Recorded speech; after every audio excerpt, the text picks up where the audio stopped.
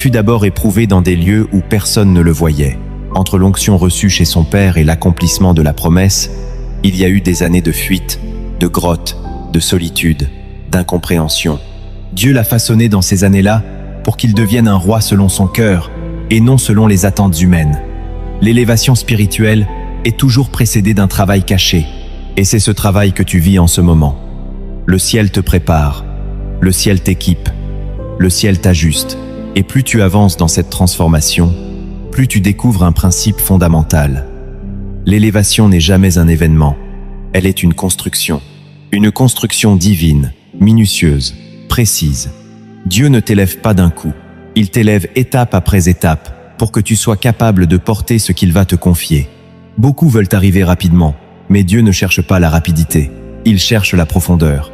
Il ne cherche pas le succès, il cherche la solidité.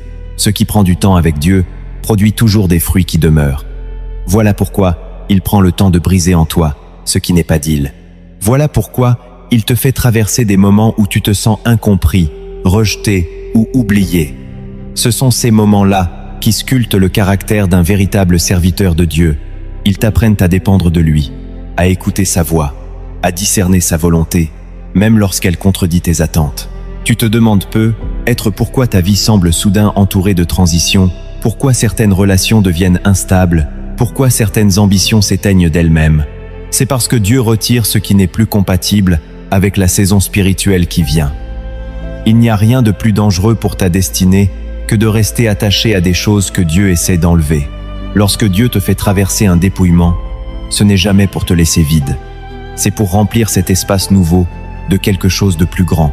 Le monde spirituel fonctionne selon le principe du remplacement divin. Dieu enlève pour donner. Dieu ferme pour ouvrir. Dieu brise pour reconstruire. Dieu déracine pour replanter. C'est la même dynamique que l'on voit dans la vie de Jérémie lorsqu'il reçoit sa mission. Détruire, arracher, renverser, puis bâtir et planter. Ton élévation suit cette logique. La destruction de certaines choses en toi n'est pas un échec, mais un signe de construction. Dieu arrache ce qui est fragile pour bâtir quelque chose d'inébranlable. Dieu renverse ce qui est charnel pour établir ce qui est spirituel. Dieu ferme certaines portes pour t'orienter vers des chemins qui correspondent à ton appel réel. Et lorsque tu t'abandonnes à cette œuvre intérieure, tu découvres l'un des secrets les plus profonds du royaume.